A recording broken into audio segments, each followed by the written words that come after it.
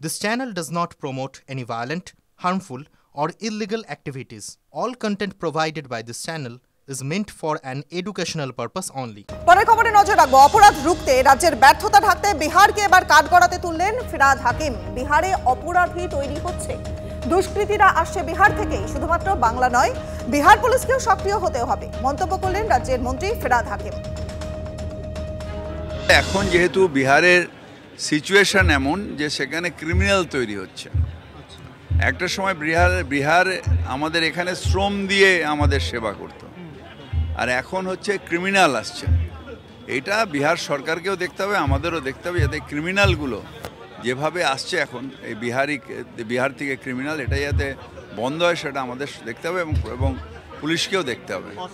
এগুলো সব বিহার থেকে আসছে এবং এটা আরও বর্ডারকে আরও শক্তিশালী করতে হবে। শুধু বাংলা তো নয়, বিহারের পুলিশকেও অ্যাক্টিভ হতে হবে।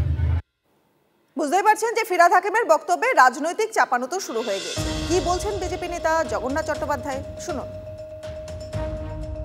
শার্প শুটার আসছে বিহার থেকে, খুন করছে তৃণমূল নেতাকে, খুনের সুপারি দিচ্ছে তৃণমূল নেতা, ধরছে পশ্চিমবঙ্গ পুলিশ, লুকিয়ে থাকছে পশ্চিমবঙ্গে, আর দোষ বিহার পুলিশের, দোষ বিএসএফ এর। আজব কাহিনী। কিভাবে শাক দিয়ে মাছ ঢাকা হয় তার একটি কৌশল, কিন্তু মানুষ চোখের সামনে দেখছে। তৃণমূল আমলেই পশ্চিমবঙ্গে সুপারি কিলার দিয়ে এই ধরনের রাজনৈতিক খুন শুরু হয়েছে। তার জবাব 26-এ মানুষ দেবে। ফিরহাদ হাকিম একটু ভালো করে বলতে পারতেন, বিহারের পুলিশকে সতর্ক হতে হবে। পশ্চিমবাংলার পুলিশ যত অসতর্ক থাক অসুবিধে কিছু নেই, কেননা পুলিশ মন্ত্রী মমতা ব্যানার্জি, তাহলে কথাটা কমপ্লিট হতো।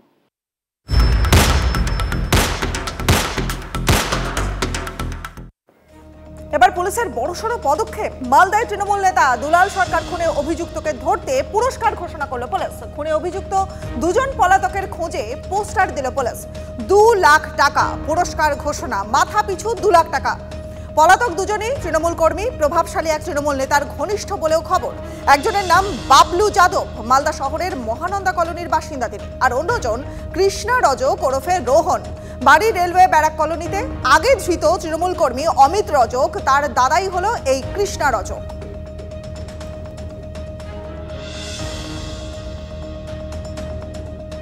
দুলাল সরকারের খুনের ঘটনায় একের পর এক ধৃত, একজন করে গ্রেফতার করা হচ্ছে বেশ কয়েকজনকে, কিন্তু মাস্টারমাইন্ডকে এখনো পর্যন্ত ধরা যায়নি।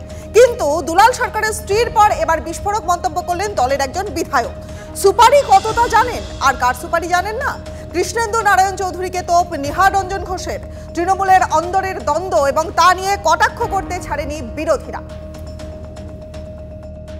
10 লক্ষ টাকাই দিল, এটা যখন বলছেন তাহলে কে দিল সেটাও তো জানা উচিত ছিল, তাই না? চৈতালি সে কাউন্সিলর, তার স্বামীকে হারিয়েছে, সে যেটা বলেছে নিশ্চয়ই বানানো তো কোনো গল্প বলেনি, তাহলে তার প্র্যাকটিক্যাল অভিজ্ঞতা থেকেই সে বলেছে। যদি এটা বলে থাকে, এই ধরনের ঘটনা যদি ঘটে থাকে, এটাকে আমি ধিক্কার জানাই। এর পিছনে যেই থাক না কেন, যে যত বড়ই ব্যক্তি হন না কেন, প্রভাবশালী হোক, যে কোনো ব্যক্তিই হোক, এটাকে ধরতেই হবে। কোথায় 10 লাখ টাকা দিয়ে দিচ্ছে, কোথায় 20 লাখ টাকা দিয়ে দিচ্ছে, কিন্তু এখনও পর্যন্ত আজকে 48 ঘন্টা 72 ঘন্টা কেটে যাওয়ার পরেও পুলিশ কিন্তু কিনারা করতে পারছেন না যে কার মাধ্যমে এই টাকার রফা হয়েছিল, কার মাধ্যমে এই খুনিদের কাছে টাকা গেছিল, এবং এই ভাড়াটে খুনির মাধ্যমে আজকে দুলাল সরকারের হত্যা হয়েছিল। কারণ এটা একটা পরিষ্কার হচ্ছে, প্রতিনিয়ত পরিষ্কার হচ্ছে যে ক্ষমতার মধু কার ঘরে উঠবে, কার ঘরে লুঠের মাল উঠবে, এবং কার অঙ্গুলি হেলনে আগামী দিনে মালদা জেলার রাজনীতি পরিচালিত হবে, শাসক শ্রেণীর রাজনীতি পরিচালিত হবে, তৃণমূলের রাজনীতি পরিচালিত হবে, তার জন্যই এই খুন। নজর রাখবো বীরভূমের দিকে। বীরভূমে ফের শাসক দলের কোন্দল প্রকাশ্যে চলে এলো। তৃণমূল পরিচালিত কঙ্কালীতলা, সেখানকার গ্রাম পঞ্চায়েতের উপপ্রধান, তার বাড়ির সামনে বোমাবাজি। উপপ্রধান মামুন শেখ অনুব্রত ঘনিষ্ঠ বলে পরিচিত, এবং অভিযোগের দিক স্বাভাবিকভাবেই কাজল শেখ ঘনিষ্ঠদের দিকে। সম্প্রতি তিনি প্রাণ সংশয়ের আশঙ্কা করেছিলেন, এমনকি শান্তিনিকেতন থানাকে লিখিতও জানিয়েছিলেন। তার কয়েকদিন পরেই তৃণমূলের উপপ্রধানের বাড়িতে বোমাবাজি।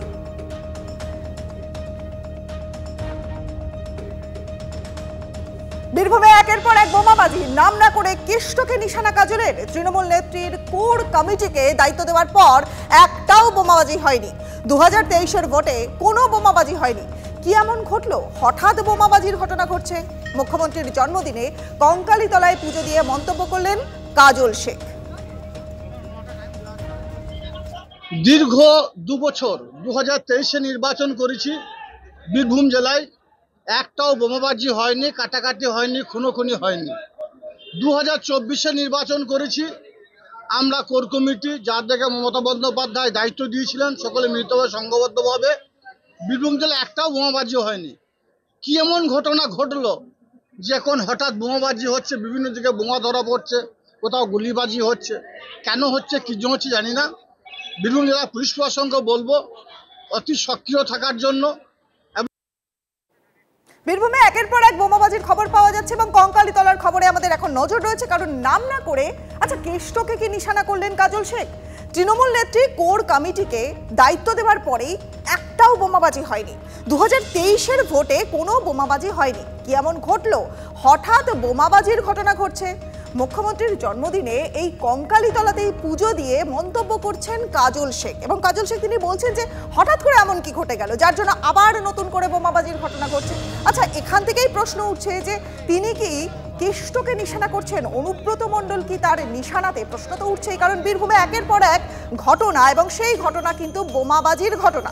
বোমাবাজির ঘটনাকে কেন্দ্র করে উত্তপ্ত হয়ে উঠল কঙ্কালীতলা। নাম না করে কি কেষ্টকে নিশানা? প্রশ্ন থাকছে, কারণ তৃণমূল নেত্রী তিনি কোর কমিটিকে দায়িত্ব দেওয়ার পরে একটাও বোমাবাজি হয়নি। আরেকবার শুনবো কি বললেন কাজল শেখ। দীর্ঘ 2 বছর 2023-এ নির্বাচন করেছি, বীরভূম জেলায় একটাও বোমাবাজি হয়নি, কাটাকাটি হয়নি, খুনোখুনি হয়নি।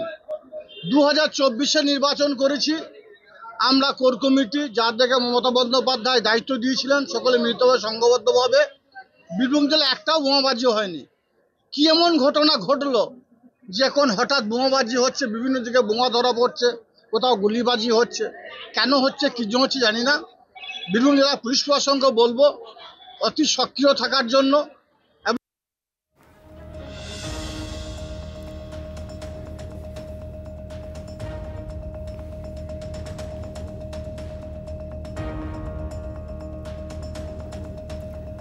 মুখ্যমন্ত্রীর জন্মদিনে কঙ্কালীতলায় পুজো দিয়ে মন্তব্য করলেন কাজল শেখ। তার গুরুত্বপূর্ণ মন্তব্য।